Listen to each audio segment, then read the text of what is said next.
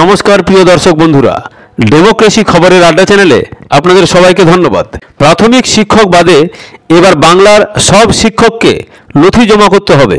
কলকাতা হাইকোর্টের বিচারপতি বিশ্বজিৎ বসুর নিয়োগ সংক্রান্ত একটি মামলায় দেওয়া নির্দেশের ভিত্তিতেই এই নির্দেশিকা দিয়েছে রাজ্য শিক্ষা দপ্তর।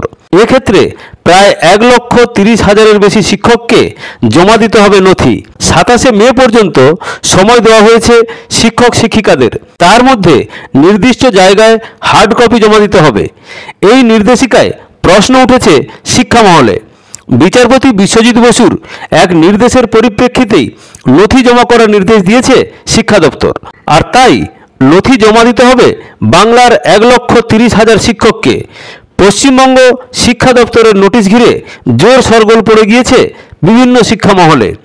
শিক্ষক নিয়োগ দুর্নীতি সংক্রান্ত একগুচ্ছ মামলা আদালতে বিচারাধীন। এরই মধ্যে রাজ্যের শিক্ষকদের জন্য বড় নির্দেশিকা দেওয়া হলো শিক্ষা দপ্তরের তরফে। এই নিয়ে তীব্র প্রতিক্রিয়া জানালেন বাম নেতা তথা আইনজীবী বিকাশ রঞ্জন ভট্টাচার্য। তিনি বলেন, এটা আসলে এক অবাস্তব কথা। আদালতের নির্দেশের মূল মর্মার্থটা বুঝতে হবে তো। আদালত বলেছে তদন্ত করে যদি দেখা যায় দুর্নীতি হয়েছে সেই নিরিখে তথ্য চাইবে। এখন এই ঢালাও তথ্য চাওয়া মানে তদন্তের গতি প্রকৃতি নষ্ট করার চেষ্টা।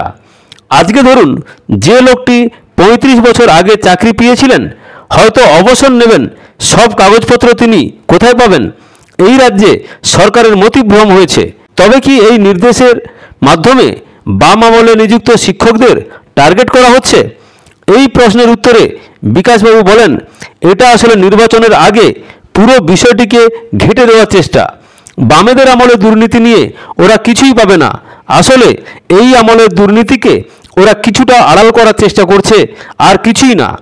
এই আমলের দুর্নীতিকে আড়াল করার জন্য এটা রাজ্য সরকারের একটা বাহানা। পুরো তদন্ত ঘেঁটে দেওয়ার পরিকল্পনা করা হয়েছে। খবরের সঙ্গে থাকবেন, ভালো থাকবেন। ভালো লাগলে চ্যানেলটিকে লাইক এবং সাবস্ক্রাইব করবেন। ধন্যবাদ, নমস্কার।